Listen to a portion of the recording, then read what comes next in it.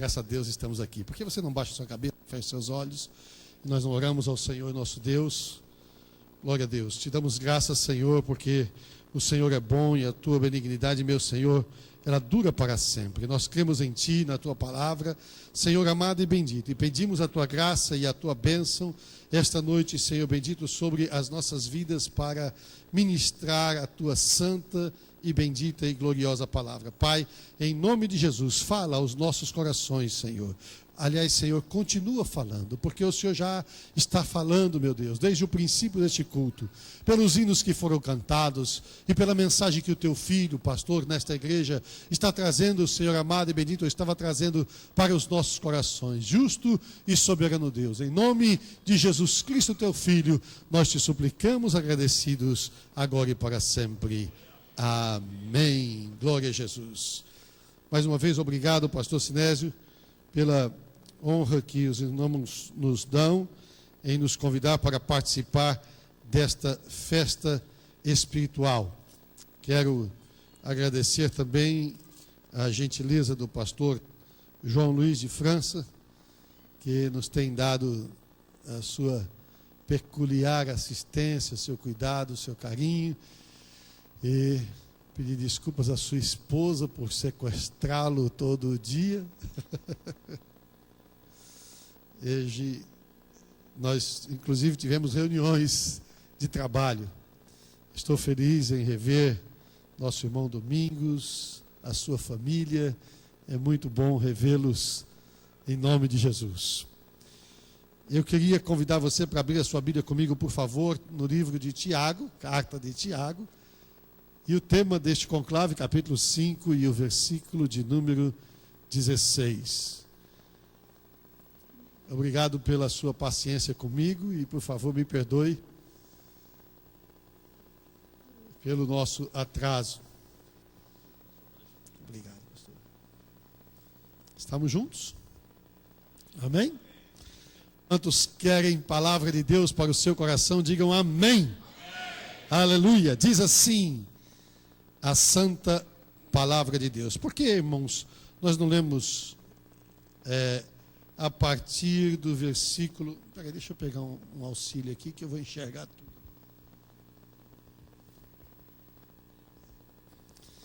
Versículo de número 13. Está alguém entre vós aflito? Ore. Está alguém contente? Cante louvores. Está alguém entre vós doente? Chama os presbíteros da igreja e orem sobre ele, ungindo com azeite em nome do Senhor. E a oração da fé salvará o doente, e o Senhor o levantará. E se houver cometido pecados, ser-lhe-ão perdoados. Confessai as vossas culpas uns para os outros e orai uns pelos outros, para que sareis. A oração feita por um justo pode muito em seus efeitos. Amém. Por que não oramos, amados irmãos? Pai, no nome de Jesus, mais uma vez, nós te pedimos, continua falando ao nosso coração. Senhor amado e bendito, sempre queremos estar na tua presença. Nós sabemos que estar contigo, Senhor, nunca é demais.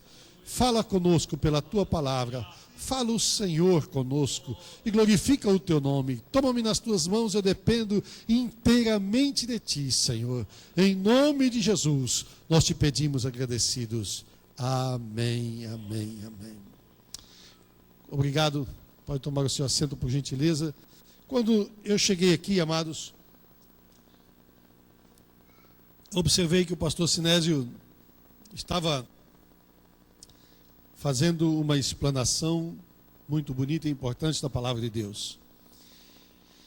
Eu queria abrir um parênteses com a sua licença e fazer menção aqui do nome do meu grande amigo, irmão Carlos, que é membro da nossa igreja na Flórida, é um dos líderes na nossa igreja, ele com a sua esposa, são pessoas muito especiais para nós. O irmão Carlos está aqui conosco nesta noite, ele está passando uns dias aqui por New Jersey, e nós estamos felizes em revê-lo. Glória a Deus. Feche parênteses, por favor. E quando eu entrei, justamente no momento que eu entrei, o pastor estava falando de academia. Eu não sei se foi de propósito, porque eu estou um pouco gordinho, ou se foi. Não, o pastor estava inspirado, pregando a palavra de Deus, está inspirado e estava pregando a palavra de Deus, e ele estava falando de massagear, não é? Nós não viemos aqui para ter o nosso ego massageado. Essa é, irmãos, a essência da carta de Tiago. Tiago, ontem nós comentamos um pouco, o irmão de Jesus, ele foi o primeiro a escrever uma epístola católica, uma epístola universal, não é? Ele escreveu uma epístola, irmãos, não a uma igreja especificamente, ou a um grupo especificamente, mas ele escreveu ao povo hebreu da dispersão. Você se lembra que logo depois que o Senhor Jesus ascendeu aos céus e veio a manifestação do poder de Deus com a presença do Espírito Santo na vida, nos corações, o batismo do Espírito Santo, o dia de Pentecostes, a igreja começou a crescer e a crescer e a crescer, e em um ano, algumas contas chegam a mais de 100.000 pessoas, a igreja do Senhor Jesus. E logo depois começou então a perseguição. E quando veio a perseguição, o povo se dispersou. O povo fugiu para todos os lados. Teve gente que foi parar em Mount Vernon, outros foram para New Jersey. Na Flórida quase não ficou ninguém. Porque não tem trabalho, porque não tem. Então houve uma grande dispersão. A esta igreja dispersa, agora entendam uma coisa. Para nós, às vezes, pode parecer simples quando a igreja se dispersa, se espalha. Nós estamos vivendo nos Estados Unidos. Mas nós estamos vivendo com o nosso povo. Imaginem que eles estivessem vivendo com o seu povo. Nós estamos vivendo com a nossa comunidade cristã, evangélica, pentecostal. Mas nós temos parâmetros que nos ajudam, porque além de cristã, evangélica, pentecostal, nós temos alguns princípios e costumes que nos são comuns. Mas acima de tudo, nós temos uma doutrina comum.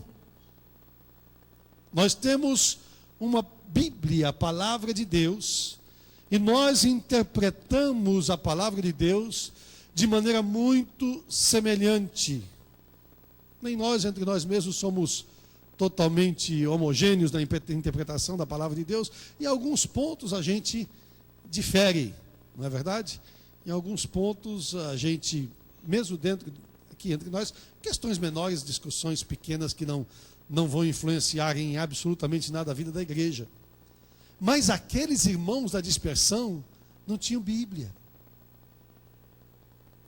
Eles não tinham orientação. Eles não tinham doutrina. E Tiago escreveu a eles, mais ou menos no ano 62 da era cristã, Tiago escreveu a eles. Significava mais ou menos uns 25 a 30 anos que Jesus já havia ressuscitado. E quando Tiago escreveu, ele escreveu porque estavam acontecendo alguns problemas nas igrejas. As igrejas espalhadas começaram a adotar diferentes sistemas de conduta. Algumas foram para os Estados Unidos e começaram a adotar o American Way of Life. E outros, no lugar de americanizar, começaram a americanalhar. E alguns acabaram ficando muito americanalhados, não é verdade? Alguns da dispersão começaram a adotar um sistema de vida que começou a trazer problemas para a igreja. Lembra? A igreja estava crescendo em muitos lugares. A perseguição foi em Jerusalém. Eles se dispersaram por muitos lugares. E foi aí, nessa dispersão, que segundo a maioria dos estudiosos, nasceu também a igreja na sede do governo, em Roma. Que Paulo depois foi conhecer, a quem Paulo escreveu sem antes ter visitado. Eles não tinham Bíblia e eles não tinham parâmetros. Eram as cartas dos apóstolos que davam a eles orientações para a sua vida diária. Algumas coisas estavam acontecendo no meio da igreja. Eu tenho certeza, pastor Sinésio, que esse tema não foi escolhido pelo senhor. E nem foi escolhido pelas irmãs. E nem foi escolhido por ninguém aqui na igreja. Este tema foi tirado do coração de Deus. E foi o Espírito Santo quem tirou para a nossa edificação durante estes dias desta festa em nome de Jesus. Porque se existe alguma coisa que nós precisamos parar e meditar, é nas palavras de Tiago.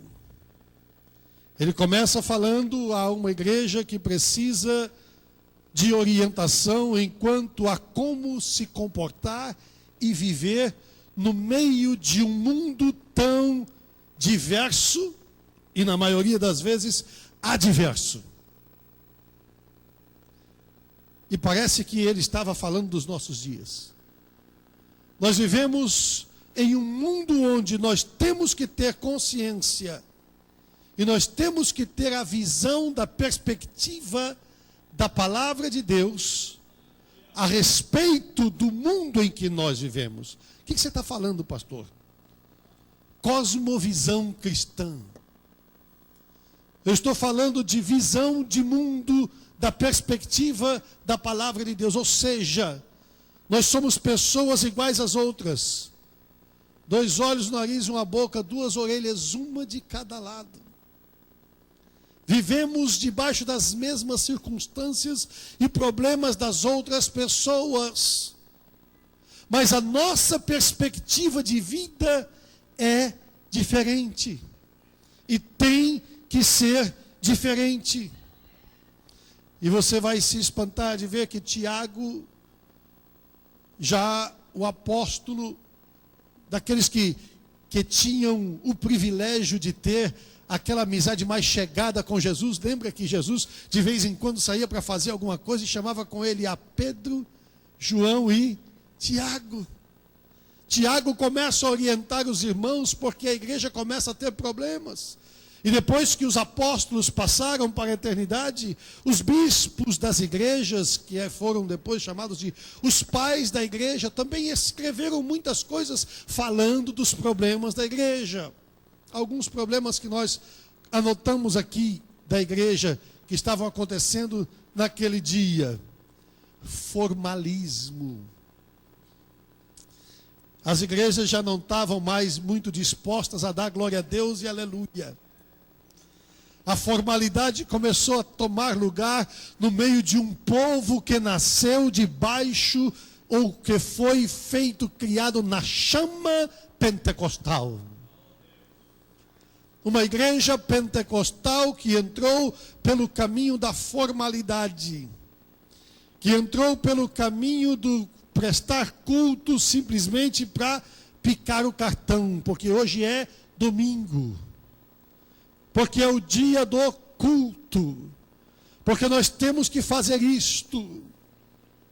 Uma igreja que ficou tão formal que começou a se misturar com o mundo, de uma tal maneira que a igreja deu lugar à simples religião. No sábado, os corintianos iam para o templo da sua deusa. Um templo que tinha um pedaço de templo de adoração pagã. E a outra metade era um lugar de prostíbulo que tinha 1000 prostitutas. No sábado à noite, eles estavam no prostíbulo. E no domingo de manhã, eles estavam tomando ceia na igreja. Você já ouviu alguma coisa a esse respeito? Desafortunadamente, a gente vê isso não só nesse país, no Brasil também. A gente vê isso em muitos lugares, mas aqui nos Estados Unidos se vê muito isso. Uma religião formal. E quando você fala com as pessoas, elas conjugam o verbo igual ao nosso. Elas têm os trejeitos dos crentes, elas falam os nossos jargões, irmão, bênção, sangue de Jesus, glória a Deus. Parece conosco. Parece igual, mas foi uma religião que se tornou formal, formalismo. Formalismo ao ponto de algumas pessoas em alguns lugares já acharem demais alguém dar um glória a Deus no seu pé de ouvido. Glória a Deus! E fala, que é isso? Precisa de tudo isso? Deus não é surdo, para que gritar desse jeito? Não é? Para que dar um glória a Deus tão alto se Deus não é surdo? Um outro problema que eles tinham, e que eu vou mencionar agora, irmãos, em alguns lugares era o fanatismo. E alguns diziam, isso é fanatismo. Esse negócio da glória a Deus, aleluia, glória a Deus. Escuta, esquismo, agora você é cidadão americano. Você tem um passaporte azul no bolso. Nem fica bem para você. Glória a Deus, aleluia. Esse negócio de reteté, reteté, que isso, irmão? Para que isso? Isso é coisa de fanático. E você está sendo chamado de fanático. E você está sendo chamada de fanática. Na hora da novela, se alguém passa, arrasta uma sandália no chão, que faz um barulhinho maior, ela, eu estou vendo a novela hispana.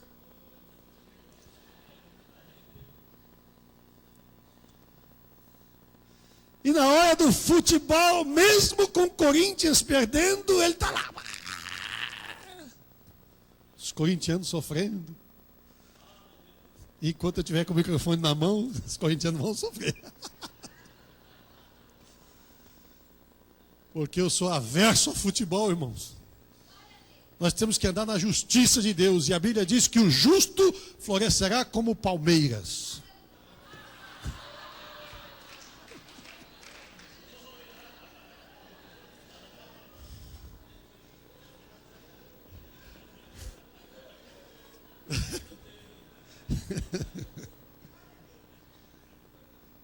Agora, o Corinthians perde... O sujeito fica com raiva, fica triste, amargurado, mas mesmo assim ele continua defendendo o time dele até o fim. E um crente dá um glória a Deus, ele chama de fanático. E fala, Deus não é surdo, para que gritar desse jeito, irmão? Que escândalo é esse? Deixa eu dizer algumas coisas para você, em primeiro lugar, em nome de Jesus. Deus não é surdo, mas o diabo também não é. E ele precisa ouvir que aquela língua que antes gritava, xingava, maldizia, amaldiçoava, xingava o juiz e a família dele toda, aquela língua que mentia, que enganava, ela foi lavada no sangue de Jesus, e hoje ela dá glória a Deus e aleluia! Sabe que de vez em quando dá vontade de dar glória a Deus, não é nem para Deus ouvir, é só para o diabo ouvir. E tem gente que fala assim, irmão, olha pastor, eu vou dizer uma coisa para o irmão, esse negócio do crente ficar dando muito glória a Deus, eu só dou glória a Deus quando eu estou com vontade. Irmão, quando o crente não está com vontade de dar glória a Deus, tem alguma coisa errada na cabeça dele. Eu, quando não estou com vontade de dar glória a Deus, aí é que eu começo a dar glória a Deus, porque tem alguma coisa errada. Tem alguma coisa errada com o crente que não quer dar glória a Deus.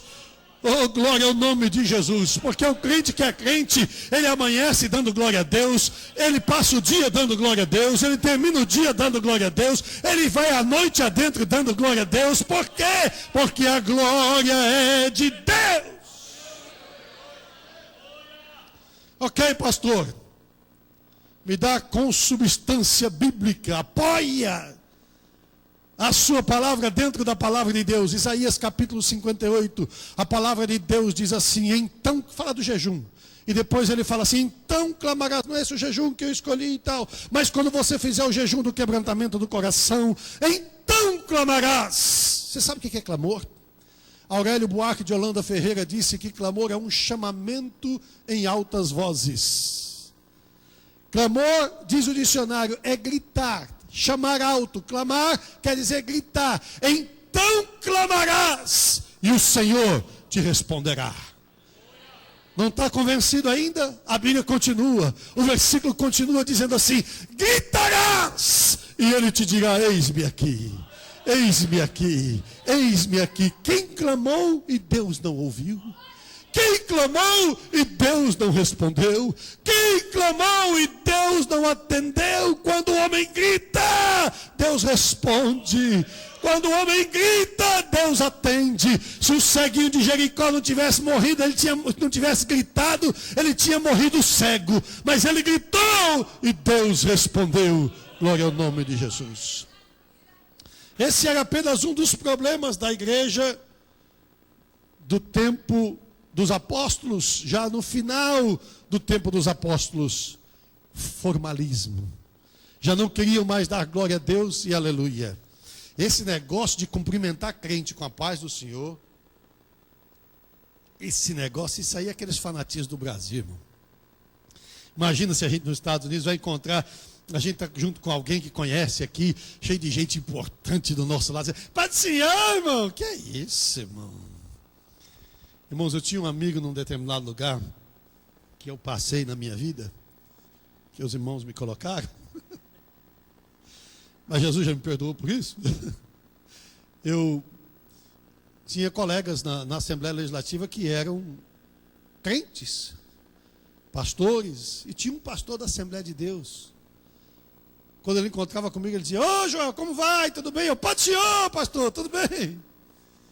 E ele ficava assim meio que sem graça, não é? Porque tinha vergonha de que se lhe cumprimentasse com a paz do Senhor. Eu não sei quantas pessoas alcançaram Jesus através do testemunho dele, mas Deus transformou o nosso gabinete numa congregação. E o povo chegava ali, tinha poder de Deus. Ali as pessoas voltavam para Jesus. Ali o bebé estava orando pelo povo. Ali estava havendo profecia. A glória de Deus estava naquele lugar. Muitas pessoas voltaram para o Senhor Jesus. O problema do formalismo. Eu estava pensando, irmãos, no final dessa tarde, comigo, lá no meu coração, assim, remoendo, sabe que se existe uma coisa, irmãos, nos nossos dias que tira, e você vai ver isso daqui a pouco, um dos resultados da oração. O efeito da oração, o primeiro efeito da oração é o gozo, alegria, gozo na alma. E se tem uma coisa que tira o gozo na alma, é o formalismo. Se tem uma coisa que tem gente que tem dom de bombeiro, né? Você olha para a vida dele, aquele cara que... Eu ouvi um testemunho uma vez do irmão novo convertido que estava carpindo. Você sabe o que é carpindo? O pessoal do Sumaré sabe. É lá do interior. Esse sabe o que é carpir. Estava carpindo lá, né? E aí, chegou um velho convertido. Tem crente que fica velho, não fica? O crente não fica velho? O diabo é um crente velho, não é? Um crente velho, o diabo? A Bíblia diz a antiga serpente, ele é um crente velho, né? Então ele estava, e o irmão novo convertido cantando, não sei se ele estava cantando essa música moderna, eu estava cantando Foi na Cruz, né? Ó, quão cego andei e perdido, aleluia, inchadão no chão. E o outro chegou e disse assim: Pai do Senhor, irmão, Pai do Senhor, e deu um pulo, foi lá, glória a Deus, e pulou, e abraçou, e chacoalhou o irmão. E aí o outro falou: amém, amém, amém, irmão, amém, amém. Dom de bombeiro, apagador de fogo. Aí olhou para ele e falou assim: irmão, quando eu era novo convertido, eu era assim, igual o irmão, viu? Mas depois, irmão, que eu fiquei mais experiente, irmão vai entender. Quando o irmão for mais experiente, irmão, ficar como eu, o senhor vai entender, não precisa dessas coisas. O crente novo convertido deu um pulo desse tamanho e disse: o sangue de Jesus tem poder. No dia que eu ficar assim, eu me entrego para Jesus de novo. Esta alegria que eu não quero perder nunca na minha vida, em nome de Jesus. Formalismo não, em nome de Jesus. Não, devemos nos organizar cada vez melhor. Devemos aproveitar o melhor do nosso potencial para organizar a igreja e fazer tudo da melhor maneira. Mas a nossa vida tem que ter fogo, tem que ter chama, tem que ter alegria, tem que ter gozo na nossa alma, um crente alegre. Por outro lado, tinha os fanáticos. O fanático é tão desviado quanto desviado, né? Porque um se desvia para a direita, outro se desvia para a esquerda, né? O que se desvia para o mundo e o outro que se desvia para o caminho do fanatismo. Só ele é crente, só ele vai para o céu, os outros não vão, tem defeito na vida de todo mundo. Essa igreja tem isso, essa igreja tem aquilo, aquela igreja tem isso, aquilo tem aquilo outro. Irmãos, eu glorifico o nome do Senhor Jesus, que nós estamos servindo a Deus, não na Assembleia de Deus do Ministério do Belém. Nós estamos servindo a Deus no reino de Deus. Nós não somos da Assembleia de Deus, nós somos de Jesus. Nós servimos a Deus na Assembleia de Deus, mas nós somos do Senhor Jesus Cristo. E glória ao nome do Senhor por isso. E mesmo na Assembleia de Deus, mesmo na nossa convenção, nós temos igrejas com diferentes características. Por quê? Porque Deus nos chamou com capacidades diferentes para alcançar povos diferentes, para a glória do nome do Senhor Jesus. E se você abrir a sua Bíblia, quando você vê as igrejas da Ásia, cada uma era diferente da outra. Mas nós não podemos nos entregar ao caminho do fanatismo. Outro problema da igreja primitiva: fatalismo. Tudo é culpa de Deus. Está vendo? Isso é uma fatalidade. É culpa de Deus. Foi Deus que fez isso aí. Como é que Deus pode fazer uma coisa dessa? Você já viu pessoas revoltadas porque Deus tirou um ente querido da sua família? Hã? Tem gente que fica revoltado porque Deus tirou um ente querido da sua família. Ano passado, meu sogro passou para Jesus. Eu confesso aos irmãos que fiquei meio triste com Deus. Não porque o meu sogro morreu, mas porque eu fiquei com a sogra. Eu pedi tanto para ele, falei, não faz isso comigo. Eu estou comprando uma linda casa para ela, e 6 dormitórios, 6 suítes, vaga para 8 carros na garagem, no Iraque. Então, tudo é culpa de Deus. Tudo é culpa de Deus. Era um problema da igreja primitiva. Por que foi? Sabe o que os crentes da igreja primitiva diziam, irmãos? Dado o tempo de Tiago, eles diziam assim: por que Deus me trouxe para esse país? Eu orei tanto. Por que Deus me deixa nesse país? Agora eu tinha um nível de vida lá no Brasil. E Deus me traz para esse país para sofrer na mão de americano. Para sofrer nesse país. A gente faz de conta que está numa boa nesse país, mas nós somos cidadãos de segunda categoria. Nós somos pessoas que não têm direito a nada. Eu não chego na época do Natal, não posso nem ver uma árvore de Natal que pensa que é carro de polícia. Já penso na imigração. Se um carro dá seta atrás de mim, eu já tremo no volante. Meu Deus, o que está acontecendo, não é? E tudo isso é culpa de Deus. Por quê, irmão? Porque no Brasil Deus falou. Eu não vim para cá de qualquer maneira. Eu orei, eu jejuei, eu busquei a Deus. Você já leu na sua Bíblia alguma vez que tem lá um tal de um livro de Eclesiastes?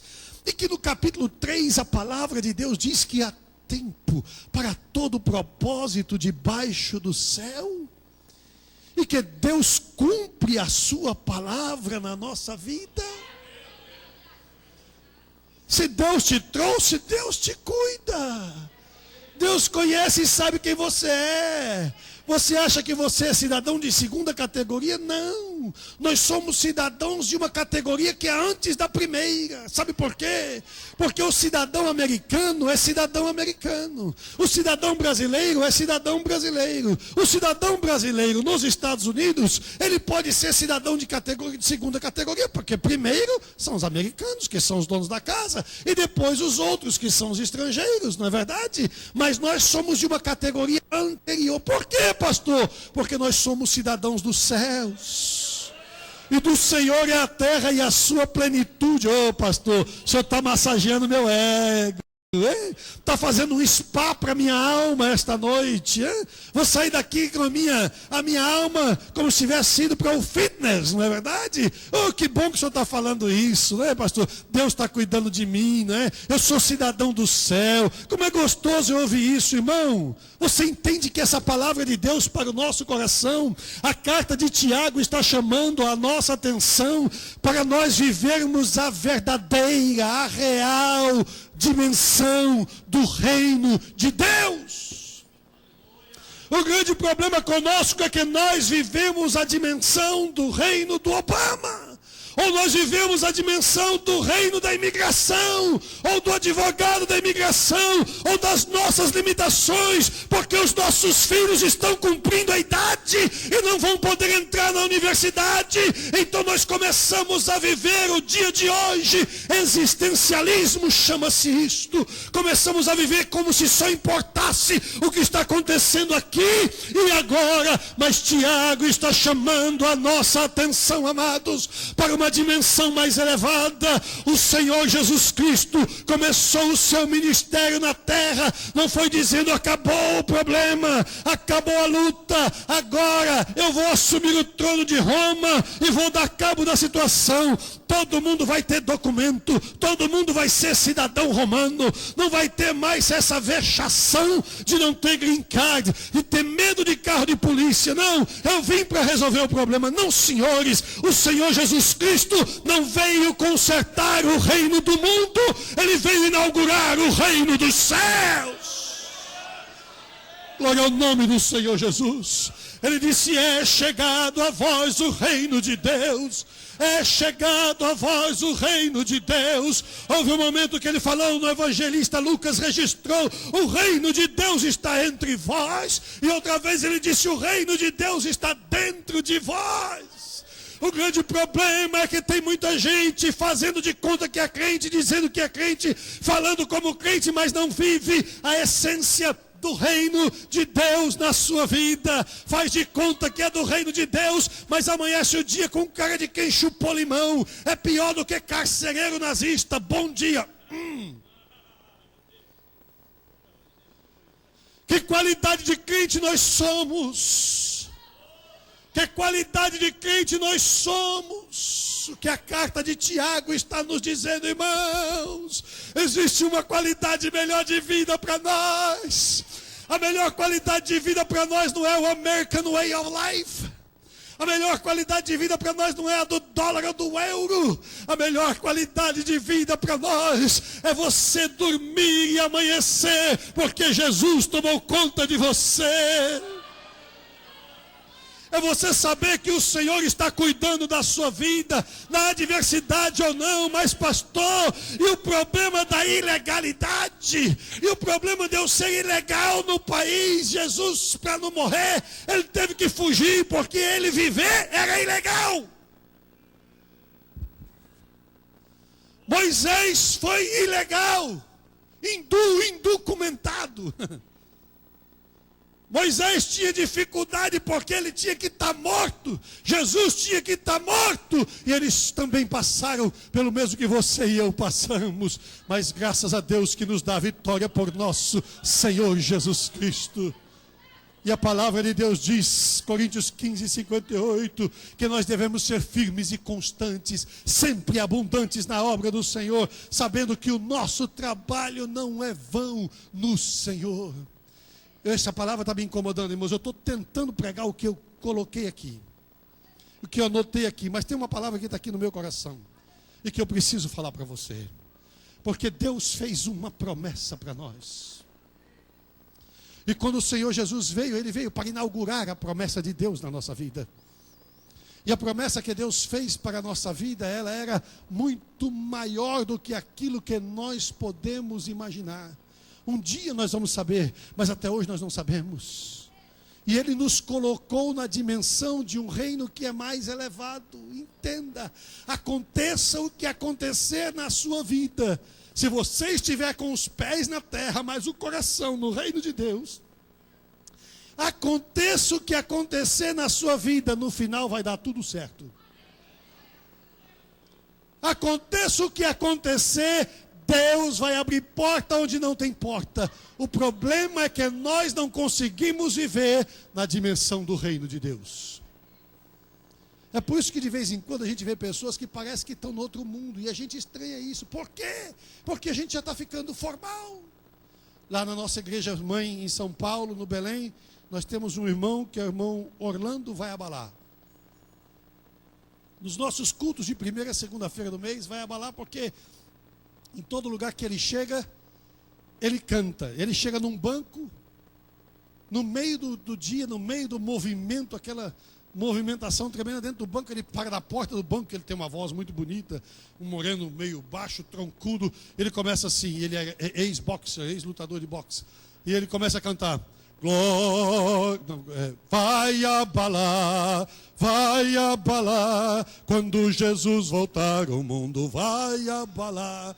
Outras vezes ele canta, glória, glória, aleluia, glória, glória, aleluia. Um dia eu estava no Bradesco, no Largo São José do Belém, e de repente estava conversando com os gerentes do banco, tratando das coisas da igreja, e eu, glória, glória. Eu olho para lá, é o Orlando.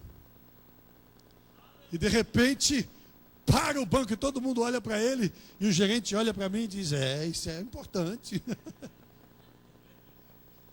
Ele chegou um dia no Tribunal de Justiça de São Paulo, e a secretária de um dos desembargadores, irmã crente, membro da nossa igreja, e ele entrou na sala do desembargador, ela não viu, só viu quando ele saiu.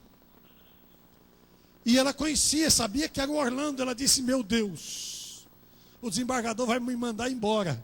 Correu na sala do desembargador e disse, excelência, me desculpe, eu não percebi quando esse homem entrou aqui. Ele disse, deixa. Ele veio aqui me dizer alguma coisa que eu precisava ouvir. Sim, excelência, ele entrou aqui, meteu o dedo na minha cara e me disse, excelência, o senhor tem uma alma, e a sua alma precisa de salvação. Aceite a Jesus como seu Salvador. São pessoas que parecem que vivem em outro nível, irmãos. Não importa onde elas estejam, não importa onde estejam trabalhando, não importa o que estejam fazendo, elas vivem a dimensão do reino de Deus. Eu aqui entre nós, eu achava que Orlando era meio doidinho do juízo, era meio coisado da cabeça. E um dia nós estávamos no ensaio dos jovens na igreja e chegou o Orlando, e quando o Orlando chegou, eu disse, eu vou dar uma oportunidade para ele, só para ver esse povo rir. Eu disse, bom, Orlando vai dar um testemunho aqui. E ele, sempre sorrindo bastante, disse, irmão, o pastor Joel me deu oportunidade, né, irmãos? E ele segura a Bíblia assim, porque de vez em quando ele joga a Bíblia para cima, no meio do culto. É aqueles negócios que a gente acha que é um exagero, né? Joga a Bíblia para cima no meio do culto. E ele segurando a Bíblia disse, pois é, irmãos. E sabe o que acontece? Às vezes as pessoas me veem assim, né, irmão? Não entende por que eu sou assim, por que eu rio, por que eu canto, por que eu não aguento, irmãos. Eu tenho. Ele fica assim, às vezes no culto, quando começa a esquentar, ele começa a ficar assim. E ele disse assim, é porque, irmão, sabe o que acontece? Um dia eu caí dentro de um poço. E quando eu caí naquele poço, eu quebrei a minha coluna. Eu sabia que eu ia ficar aleijado. E eu comecei a orar. E durante muito tempo eu fiquei dentro daquele poço, até que chegaram os bombeiros e desceram por uma carretilha, desceram uma cadeirinha, para eu sentar naquela cadeirinha, e eles me puxaram. Os irmãos não imaginam o quanto eu sofri, que dor horrível eu sentia na minha coluna, enquanto os bombeiros iam puxando aquela carretilha para cima, aquela cadeirinha para cima. E quando eu cheguei na boca daquele poço, eu vi uma multidão de gente, um monte de gente que estava olhando ali, e naquela hora o Espírito de Deus ministrou no meu coração, e ele começou a cantar para mim aquele hino que diz, no meio de uma grande dor, a cruz de Cristo eu vi, qual viva fonte de amor, bastante para mim. E ele diz, você talvez não entenda porque que eu rio, que eu chanto, que eu canto e que eu choro, é porque era para eu estar numa cadeira de rodas, e hoje eu estou são, porque Jesus me curou, porque Jesus me salvou, porque Jesus me batizou no Espírito Santo, e agora eu ando, eu vivo, eu trabalho na dimensão do reino de Deus. Depois de exortar os crentes à paciência, Tiago fala para eles que a oração vai levá-los e projetá-los no horizonte do infinito, daquilo que não tem limites. Ele termina e fecha a sua carta com chave de ouro, falando a respeito de Elias e dizendo que ele era sujeito às mesmas paixões que nós, mas quando o crente ora, não tem limite para ele. Ele orou e a chuva parou. Ele orou e a chuva desceu, e o fogo desceu, e depois a chuva desceu. E ele era como nós. O que ele estava dizendo, o que Tiago estava exortando, incentivando aos irmãos, dizendo: irmãos, nós temos que mudar de vida. Há hispanos aqui esta noite, não? Não, né? No es que me dicen que hispanos hacen ruido, pero no sé dónde están hoy.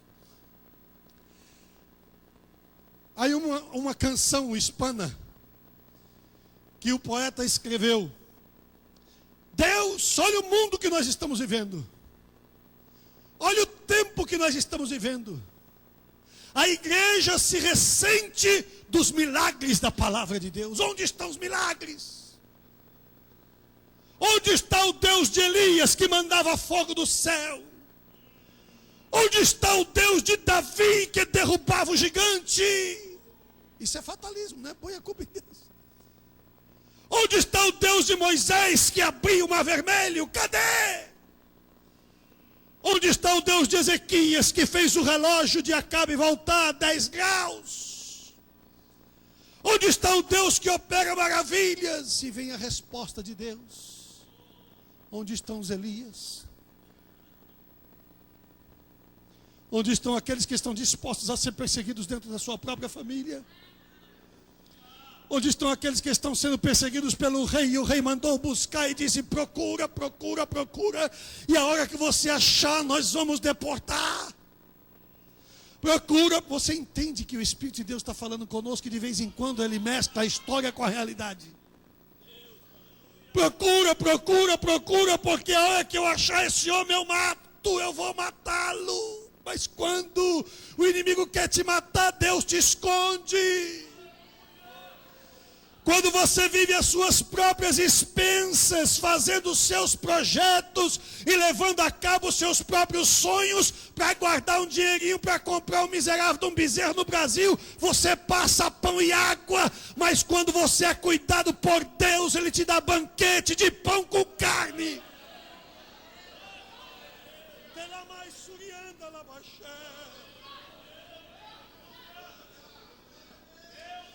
Quando Deus cuida, Deus cuida. Onde estão os Elias? Onde estão aqueles que estão dispostos a se enfiar nas cavernas ou ir para a beira do ribeiro para se esconder da fúria do rei até que a fúria acabe? Não. Nós vivemos o tempo de uma igreja que parece que é tão folgada, que diz: Deus muda o governo, Deus muda a lei, Deus muda as coisas porque tu és um Deus poderoso, Senhor do céu e da terra. Faz já, Deus, aperta o botão e Deus responde. Aqui e agora não. É tempo da igreja ir para o joelho. É tempo de chorar na presença de Deus. É a oração de um justo que pode muito nos seus efeitos.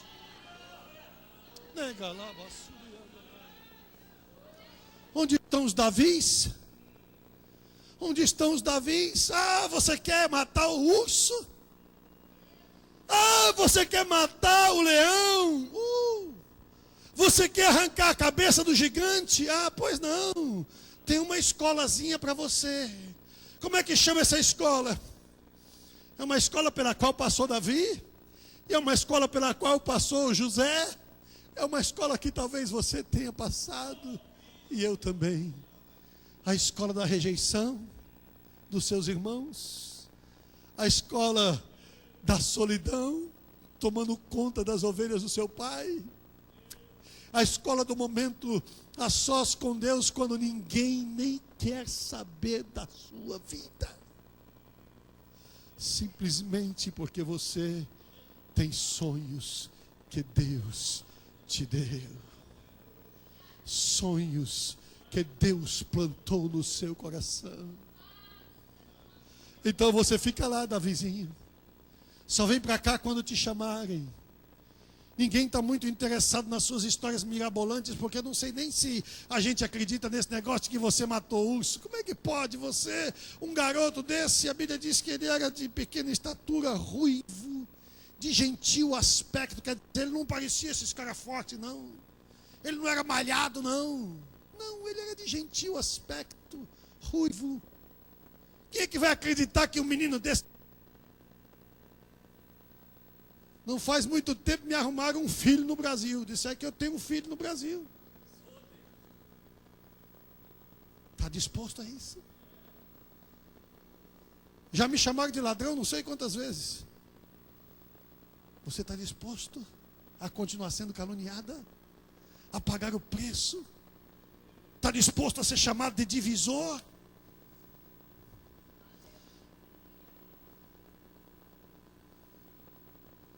Está disposto a ver pessoas olharem para você e desconfiarem da sua fidelidade? Você quer matar gigante? Quer segurar a cabeça do gigante na mão? Tem um preço. E sabe por que Davi sentou no trono? Porque Davi tinha segredo com Deus. Sabe por que Davi foi coroado rei de toda a nação de Israel? Porque ele tinha um desejo diferente no coração. Ele não vivia a dimensão do reino de Israel, ele vivia a dimensão do reino de Deus. Ele não vivia sonhando com o trono de Israel, ele vivia sonhando com a presença de Deus. Enquanto as pessoas estavam dizendo, esse Davizinho é um cabra macho, ele matou o leão, ele matou o urso, ele matou o gigante, cortou a cabeça do gigante, aí não dá para negar. Todo mundo viu, todo mundo presenciou. Esse homem é um cara que, olha, ele é um grande vencedor. O sonho dele estava em outro lugar. Enquanto todo mundo estava dizendo, um dia esse cara é capaz de ser rei de Israel, ele vai ser o presidente da convenção. Enquanto estavam falando isso de você, o seu coração estava em outro lugar. O Davizinho estava dizendo, quando é que eu vou me apresentar diante do Senhor? Quando me apresentarei diante do Senhor? Quando é que eu vou tocar a harpa no Santo dos Santos? Você está louco?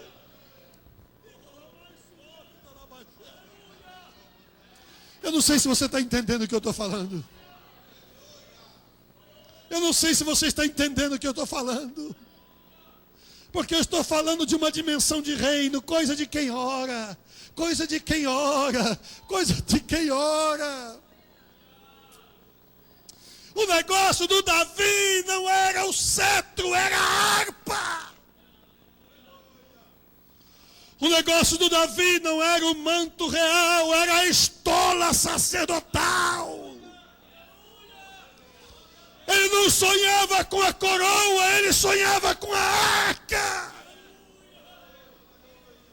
Enquanto todo mundo estava pensando que Davi queria ser o grande rei de Israel, o que Davi queria na verdade era ministrar diante do Senhor. Quem me dera ser um pastor, quem me dera ser um ministro de Deus, quem me dera tocar a minha harpa diante do Senhor. Mas aí Davi voou demais. Davi sonhou muito longe. Você já percebeu que de vez em quando tem sonho que a gente não conta para ninguém? A gente não tem nem coragem de falar em voz alta, pensar em voz alta o sonho da gente, porque parece que é tão ridículo, tão ridículo, tão ridículo. Mas deixa eu falar uma coisa para você. Os sonhos de quem ora são altos. Os sonhos de quem ora parecem impossíveis. O Davizinho tinha sonhos que pareciam impossíveis. Quando é que Davi podia tocar harpa se não existia música no culto naqueles dias? Como é que ele ia tocar harpa ainda diante da arca? Como é que ele ia entrar lá? Ninguém podia entrar lá. A arca, quando saía do Santo, saía toda coberta. Ele nunca ia poder entrar lá no tabernáculo e tocar harpa, porque para isso ele precisava ser sacerdote.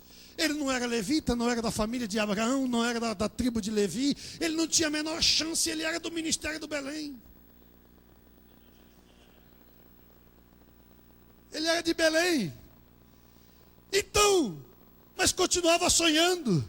quando eu vou me apresentar diante do Senhor e vou oferecer o meu sacrifício, o sacrifício que eu vou oferecer a Deus não é o sacrifício da formalidade do sangue. O sacrifício que eu vou oferecer a Deus é muito mais do que simplesmente entregar o meu dízimo e a minha oferta. Isso aí eu vou fazer e vou fazer com abundância, mais do que dízimo, mais do que oferta. Quando chegar a hora eu vou dar ouro para a obra de Deus, e ouro com abundância para construir a casa do Senhor. Eu vou dar prata, eu vou dar madeira, eu vou dar tudo. O meu coração não está nisso. O que eu quero oferecer para Deus não é só o meu dinheiro. O meu Deus não está no meu bolso. O meu Deus está no meu coração. Quando eu for dar a minha oferta para Deus, ela não pode ser contada, ela não pode ser medida. Eu vou comparecer diante do Senhor e eu vou dizer para Ele assim: o Senhor é o meu pastor e nada me faltará. E eu vou tocar a minha harpa e vou entoar louvores ao Senhor. A dimensão de quem ora é diferente. A dimensão de quem ora é mais elevada. Onde estão os Davis? Onde estão os Davis? Ah, mas depois Davi foi para o palácio. E quando ele foi para o palácio, a ira do rei se levantou contra ele. Lança. Mata o homem. Acaba com ele. Aí piorou, disse o pastor. E é verdade. Porque aí, além de ele não conquistar, ele começou a perder. Perdeu a posição que tinha no reino, porque o rei começou a persegui-lo. Perdeu a família. Irmãos, ok, Deus, faça o que o Senhor quiser, mas não toque na minha família. Lembra de Jó? Eu tenho certeza absoluta de que Deus está falando para pessoas com problema na família. A sua família não é sua. A sua família é de Jesus. Lembre-se que os nossos filhos são herança do Senhor. É Ele quem nos dá. Amém? É Deus quem entrega os filhos. Mas a glória é dele, a honra é dele, o poder é dele, a majestade é dele. O Senhor cuida, ensina a criança no caminho que deve andar depois de grande, ela não vai se esquecer dele. Pode passear por onde for, mas escute o que eu estou lhe dizendo. Anote o dia, anote a hora, anote o que está acontecendo aqui hoje. Deus não vai deixar a sua família se perder. Os seus filhos são do Senhor Jesus Cristo. A sua casa é do Senhor Jesus Cristo, em nome de Jesus. Davi teve que fugir e teve que abandonar a sua esposa, a esposa que o amava, Mical. Mas, irmãos, a questão é que a formalidade já tinha tomado conta do reino de Israel de uma tal monta, de um tal jeito, que quando Davi foge, a mulher disse assim: eu preciso colocar alguma coisa aqui. No lugar dela colocar um monte de travesseiro na cama para cobrir e fazer de conta que era o Davi, você lembra o que ela colocou? Uma estátua. Lá no Ceará chama estalta. Ela colocou uma estalta na cama e cobriu com couro de animal, com pelo de animal. Que estátua era aquela? Não fique bravo comigo nenhum cearense aqui, porque eu também sou filho de cearense. Que estátua era aquela? Era um terafim. O que é o terafim? Ídolo do lar. O que este ídolo do lar está fazendo dentro do quarto do Davi? É porque lá no palácio a coisa tinha ficado assim. E se o Davi não começasse a perder tudo que ele tinha com a recessão que houve na vida dele, ele nunca ia chegar no trono de Israel. Então ele teve que perder o investimento que ele fez, ele teve que perder a casa que ele comprou, ele teve que perder o carro que ele comprou, ele teve que perder tudo que ele tinha para um dia ele poder chegar aonde Deus queria. Mas por quê, pastor? Porque a formalidade havia tomado conta da situação de um jeito que Deus precisava tratar o caráter de alguém para levantá-lo e colocá-lo na posição certa, para que aquele alguém conseguisse influenciar os demais para verdadeira e genuinamente adorarem o nome do Deus Todo-Poderoso. Alguém que não se importa com posição. Alguém que não está nem aí para o cargo. Alguém que não se preocupa com o trono. Alguém que não fica curtindo a realeza, mas está de olho nos resultados. Quem está adorando? Quem está adorando? Quem está adorando? Quem está orando? Quem tem vida consagrada? Quem tem vida no altar? Onde está a santidade? Onde está a santificação? Onde está o povo que faz diferença? Onde está o povo que está levando o projeto de Deus a cabo? Não o seu projeto pessoal. Não importa se está no Brasil, se está nos Estados Unidos, se está na Europa, se está no Japão, se está na China, se está na Austrália, não importa onde você estiver, você vai estar fazendo a vontade de Deus, porque você já aprendeu o que é perder.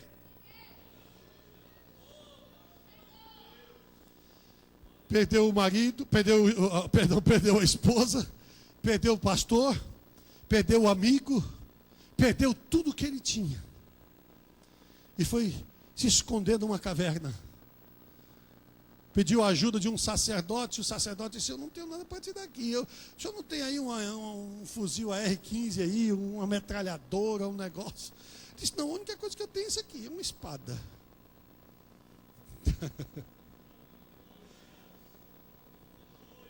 Só que é uma espada enrolada ainda por cima. Porque está enrolada num pano. Que pano é esse? Um éfode de linho. Uma estola sacerdotal. Essa é a espada do Golias. Deus não vai usar a posição para te dar vitória. Deus vai usar a espada de Golias. Com a espada que você arrancou a cabeça do gigante.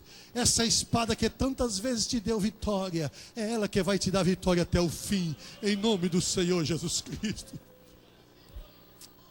Davi pegou a espada e disse: não podia haver outra, não existe outra igual a essa.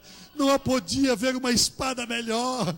Não tem outra igual a essa. Essa é a espada da vitória. Essa é a espada que garante. Não é a espada que o mundo usa. Não são as armas do mundo, mas é a espada que Deus colocou na nossa mão. E quando ele olhou para aquela espada, ele certamente se lembrou no momento mais crítico e adverso da sua vida, no momento de maior infelicidade da sua vida, ele pega o símbolo da sua maior vitória, o dia que ele arrancou a cabeça do gigante. Quando você estiver no fundo do poço, quando você estiver passando o momento mais difícil da sua jornada, Deus vai colocar a espada na sua mão e vai te dizer: lembra, com ela eu já te dei vitória e eu vou continuar te dando vitória. Toma a tua espada e continua guerreando, porque eu vou te tirar da caverna, porque eu vou te tirar da caverna, porque eu vou te tirar da caverna. Mas aí na caverna a sua influência vai mudar pessoas que estão ao seu lado, que hoje são alguém que não é nada como você se julga nada, mas a sua influência de amor a Deus, a sua influência de fidelidade a Deus vai mudar o coração destas pessoas. Escute o que eu vou lhe dizer. O Senhor está falando conosco. É uma mensagem profética esta noite, em nome de Jesus. Porque as coisas vão mudar. E quando Deus mudar as coisas, quem estava na caverna vai para o trono. Quem estava escondido vai reinar. Mas são aqueles que adoram a Deus em espírito e em verdade. É quem ama a Deus e quem tem tempo com Deus em oração, é quem tem vida no altar e se dedica ao seu Senhor.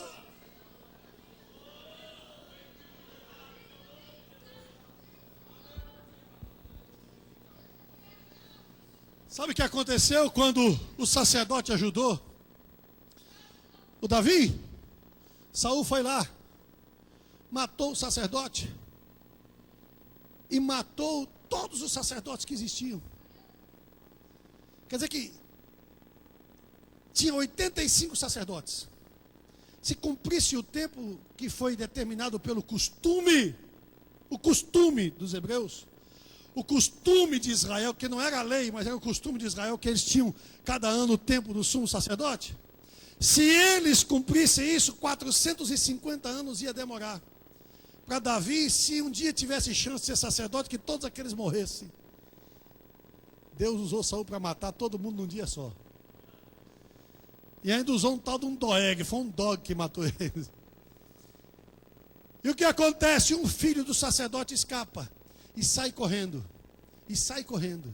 Davi, você levou a espada, ficou alguma coisa para trás. Todos os sacerdotes morreram. O que ficou para trás? A estola sacerdotal. Lembra do seu sonho? Mas como? Como o meu sonho, Deus?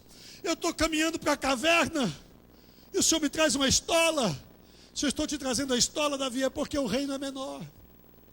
Com a espada você vai vencer, mas com a estola você vai adorar.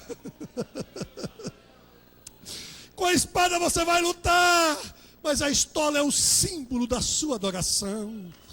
A adoração não está na credencial, a adoração não está na posição, a adoração e o cumprimento do sonho não estão na capa colorida de José, eles apenas representam aquilo que está no seu coração e no meu coração. Nós somos autênticos, verdadeiros adoradores do Senhor Jesus Cristo, o nosso querido e amado Salvador.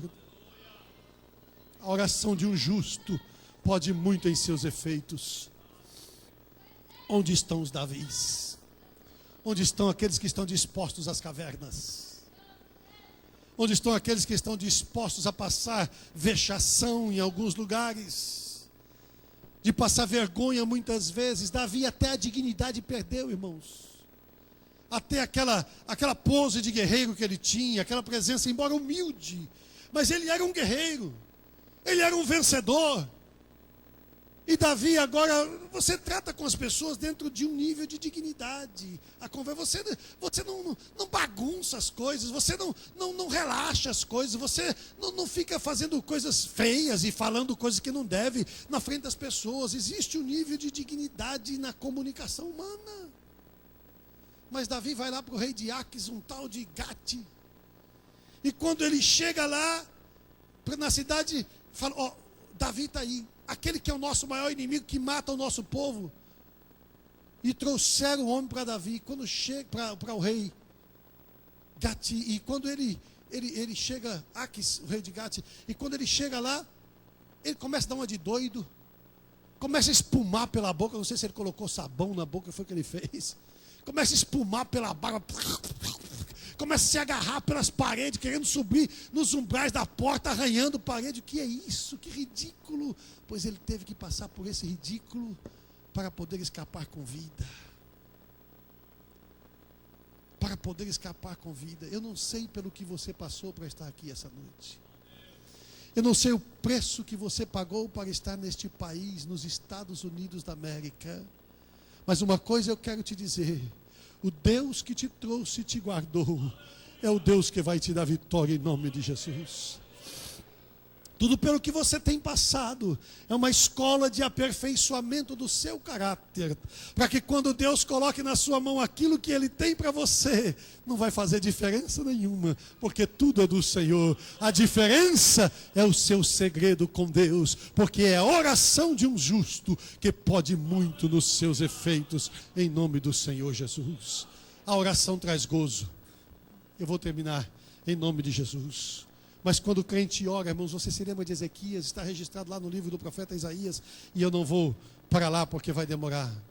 Mas Ezequias, você lembra do profeta Isaías que foi dizer para Ezequias: ó, meu amigo, é o seguinte, a cama que você subiu, você não desce. Você vai morrer e não tem jeito. Quem estava falando? Um profeta de Deus. Profeta de profecia ou profeta de profetada? Não, profeta de profecia. Posso abrir outro parênteses aqui? Nós estamos vivendo um tempo de profetada, não é verdade? E esse negócio de profeta entrou em descrédito, né? Porque agora até o telefone atende com profecia. Olha esse telefone, atende, atende, atende. Olha como toca, tilim, tilim, tilim. Sabe o que é isso? É o diabo tentando desacreditar aquilo que Deus faz. Porque a palavra de Deus diz no livro mais importante da Bíblia. Você sabe qual é o livro mais importante da Bíblia? O livro do profeta Joel. No livro mais importante da Bíblia, A palavra de Deus diz assim: e será que nos últimos dias, diz Deus, eu derramarei do meu espírito sobre toda a carne.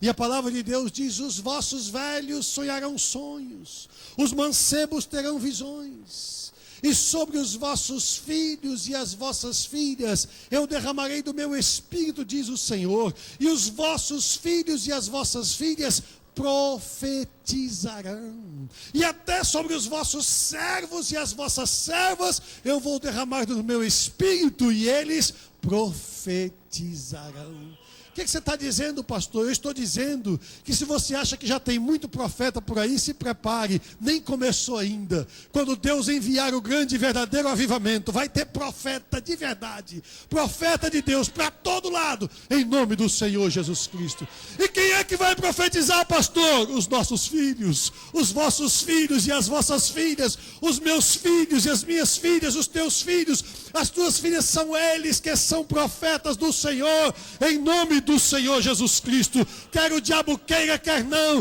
alguém olha para aquele adolescente e diz: não é possível, esse cara nem crente é, olha o jeito dele, olha a roupa dele. Você se lembra de você?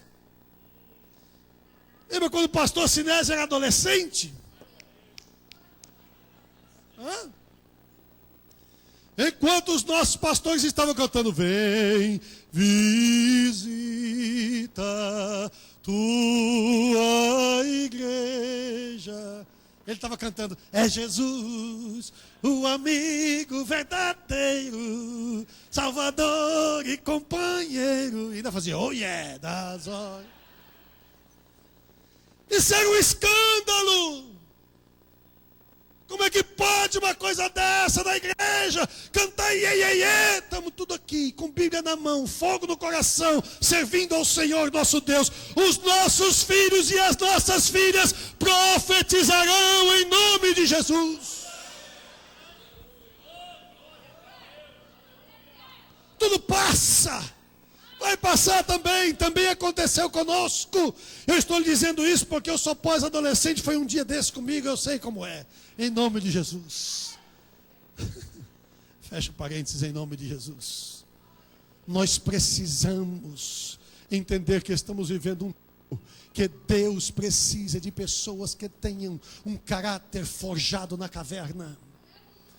Alguém que esteja disposto ao sofrimento, porque o que nos espera pela frente, irmãos, não é um mar de rosas. Eu tenho tido o privilégio e a oportunidade de viajar por muitos países do mundo. Cada lugar que nós crentes chegamos, nós sentimos a rejeição no ar. Nós vemos a rejeição nas pessoas. Nós vemos como as pessoas nos resistem. E se você diz que é crente, pelo amor de Deus, não menciona o nome de Jesus, porque você vai estar fora de contexto, não é politicamente correto. Você vai estar fora de contexto se você falar da sua religião e do seu Jesus. Nós vivemos um tempo de tolerância, desde que não seja cristã, evangélica, pentecostal, Jesus. Não fale disso, por favor. Nós não queremos ouvir disso. Nós estamos cansados, não queremos saber disso. Estamos vivendo num tempo de pluralismo e parece um paradoxo que os tolerantes não nos toleram. Eles dizem: você não tem somente que entender que existem movimentos como movimentos homossexuais, como movimento de aborto, como outros movimentos que existem. Você não só tem que entender que eles existem, como você tem que aceitar que eles existem e tem que validar a existência deles. Ou seja, você tem que engoli-los, ponto final. Mas não me fale de Jesus, mas não mencione o nome de Jesus. Nós estamos vivendo um tempo que ser crente de verdade vai precisar ter a marca da espada, a marca do sangue e a marca no joelho, em nome do Senhor Jesus Cristo. A oração de um justo pode muito em seus efeitos. Quando Ezequias orou, o Isaías foi lá e falou: você vai morrer. E saiu, foi embora. Ezequias virou para a parede e a Bíblia diz que ele chorou muitíssimo e Deus ouviu a sua oração. Eu fico imaginando o profeta lá no pátio e Deus fala com ele: Isaías, pronto, Deus, voltei. Vai lá e fala com o rei, já estou falando, o que é que o senhor quer que eu diga? Fala para ele que ele não vai morrer. Falou: não, peraí, Deus, eu acabei de dizer que o homem vai morrer? Como é que ele vai acreditar em mim? Quem vai acreditar na minha profecia daqui para frente? A pergunta é só uma: quem é o Senhor aqui? Quem é que manda na sua vida? Lembre-se, Ele é o Senhor, nós somos os servos. O problema conosco é que Ele é o nosso curador, é o nosso consolador, é o nosso salvador, é o nosso confortador, mas não consegue ser o nosso Senhor. Porque quando Ele diz dá marcha ré, pede perdão, volta lá, faz outra vez, começa de novo. Não, Deus. Aí não, Deus, aí não. Pois não, Deus, qual é a mensagem? Fala para o homem que ele vai viver mais 15 anos. Eu ouvi a oração dele. Ezequias, Deus ouviu a sua oração e você vai viver mais 15 anos. Tiago começou dizendo: está alguém aflito? Ore. Está alguém aflito? Ore. O remédio para curar a aflição é joelho no chão. Quando você coloca o joelho no chão, Deus abre o céu e a aflição vai embora, vem gozo na alma. Às vezes não é tão fácil. Eu sei que as pessoas que têm experiência com oração aqui sabem disso. A gente ora 30 minutos, 40 minutos, e quando chega mais ou menos perto de 1 hora, às vezes é que parece que o céu abre. Você já está que não aguenta mais de orar, mas aí parece que o céu se abre. Aí vem gozo na alma, alegria no coração. Aí você começa a chorar e começa a falar línguas estranhas. É como se a oração estivesse começando naquela hora. Se você estivesse começando a orar naquele momento. Está alguém aflito? Ore. Sabe por quê? A oração é um lugar de luta. É uma guerra você orar. Mas a oração tem um lugar especial. Eu encontrei na oração um lugar de delícias. A oração é um lugar de deleite para o crente. É um lugar onde você vai falar com Deus. Vai chegar na presença de Deus. Em primeiro lugar, ele recebeu gozo na alma. A oração traz gozo na alma. Em segundo lugar, a aflição foi embora. Em terceiro lugar, a oração da fé salvará o enfermo ou curará o enfermo. Foi o que Tiago disse. Está alguém enfermo? Ore. Ore. O que você está dizendo, pastor? Estou dizendo a você que em nome de Jesus esta noite, o Senhor Deus, escute o que eu estou lhe dizendo. Já diagnosticaram você com depressão. Você já colocou na cabeça que está em depressão, em profunda depressão. Hoje Jesus vai arrancar essa raiz de amargura do seu coração, se você fizer um propósito com Ele de dedicar a sua vida à oração. Se você disser: Deus, eu faço um concerto, um pacto contigo, eu vou ser uma pessoa diferente a partir de hoje, a minha vida de oração vai ser multiplicada muitas vezes, e eu vou estar contigo hoje, Deus vai alegrar o seu coração. E se você está enfermo esta noite, Jesus vai te curar, para a glória do seu santo e bendito e excelso nome. Ele é o Deus que cura. Está alguém enfermo? Ore. Chame os presbíteros da igreja, unjam com azeite a oração da fé, vai curar o enfermo. E se tiver cometido pecados, seriam perdoados. A oração cura, diga amém, por favor. A oração cura não só o corpo físico, mas cura também a alma, cura as nossas emoções. A oração coloca as coisas todas no lugar. Irmãos, quando eu estou com raiva, eu não levo desaforo para casa. Eu já falei para você, tem um sangue de nordestino na veia. Eu não levo desaforo para casa. Se a pessoa me fala um desaforo, eu pago na mesma moeda, não para ela, para Deus. Eu vou para Jesus e conto tudo. Jesus, eu estou com raiva daquele miserável. Eu sou homem, Jesus, e na minha condição humana, se eu pudesse, eu até matava Jesus. Mas isso está errado. Eu preciso que o Senhor me ajude e que o Senhor tire essa angústia do meu coração, que tire esta ira do meu coração, que me ajude, Jesus, a ter um coração manso, humilde, e que me ajude a ser crente de verdade. Como é crente de verdade? Que ame o meu irmão em nome de Jesus. Ame como ele é, com os defeitos que ele tem, da maneira que ele é. Glória ao teu nome. Eu tenho que amar o meu irmão em nome do Senhor Jesus Cristo.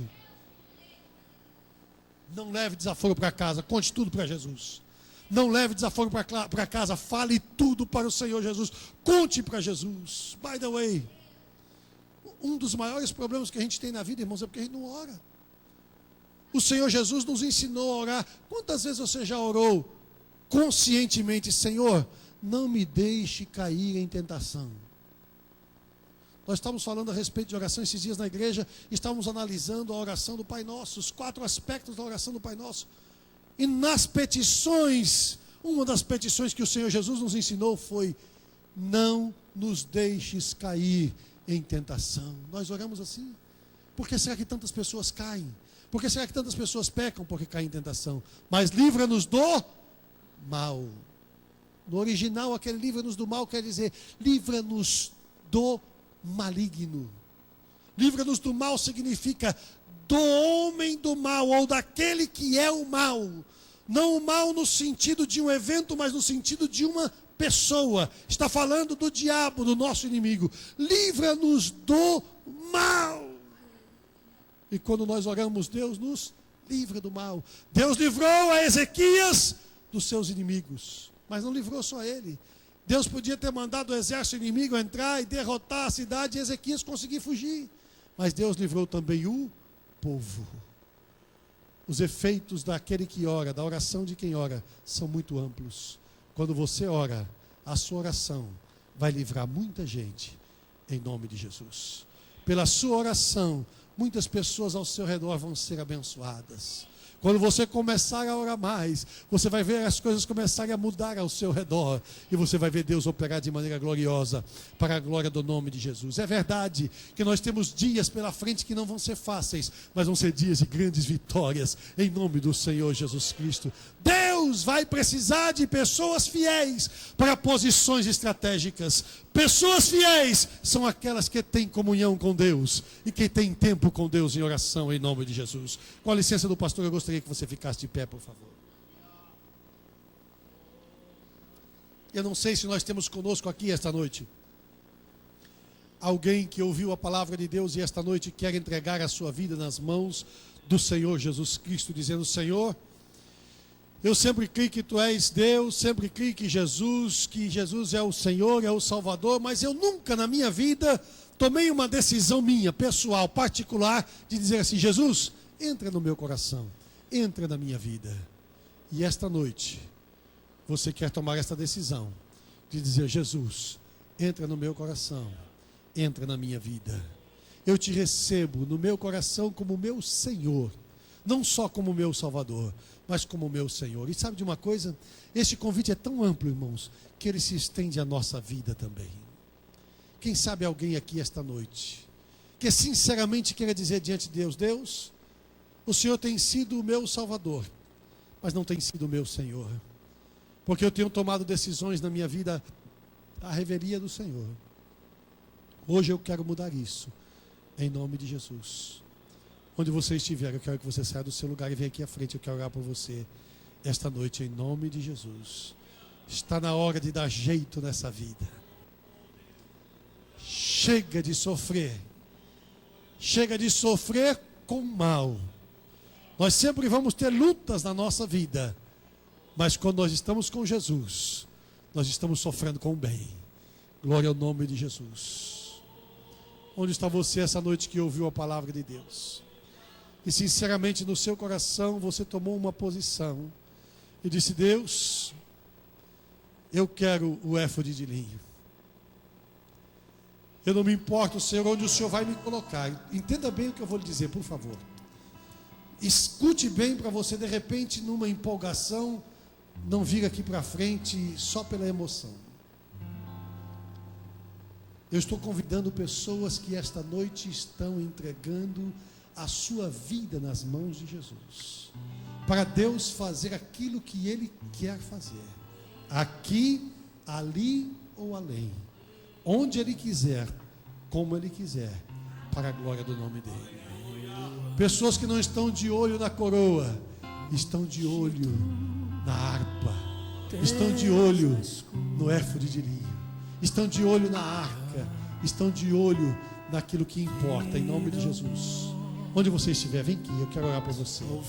Você quer tomar posição na sua vida com Deus, em nome de Jesus. E se você está enfermo esta noite, eu queria pedir que você viesse aqui à frente. Eu queria pedir que você ficasse desse lado aqui, olha, perto aqui desse monitor. Se você estiver enfermo ou enferma, fique aqui. juntinho desse monitor. Só quem está enfermo. Os demais irmãos, cheguem mais aqui para cá, por favor. Por gentileza, cheguem mais para cá. Mas se você estiver enfermo, fica aqui. E vem mais para frente, por favor, em nome de Jesus. Em nome de Jesus. Se você estiver enfermo, fique do lado de cá, por favor. Em nome do Senhor. Fique para o lado de cá. Fique para cá, mais para cá, por favor. Um pouquinho só. Isso, só para a gente separar, porque quando chegar na hora de orar, a gente não vai saber quem são as pessoas que esta noite, em nome de Jesus, vão receber a cura da sua enfermidade para a glória do nome de Jesus. Ei, Deus não esqueceu de você não. Você acabou de orar e dizer: Deus, e aquilo que o Senhor falou de quem tem depressão e está com raiz de amargura, alguém que está triste no coração, Deus não esqueceu de você. Agora você vai ter coragem de sair daí e vir para frente? Você fala: pastor, eu não posso ficar aqui mesmo, eu já estou tão tristinho, deixa eu aqui. Deus pode operar na minha vida aqui onde eu estou? Pode. Mas quando você sai daí, é um passo de fé que você está dando. Deus vai honrar a sua fé. Vem aqui. Nós queremos orar por você essa noite, em nome de Jesus. Em nome de Jesus. Escute, pessoas que têm problema na família.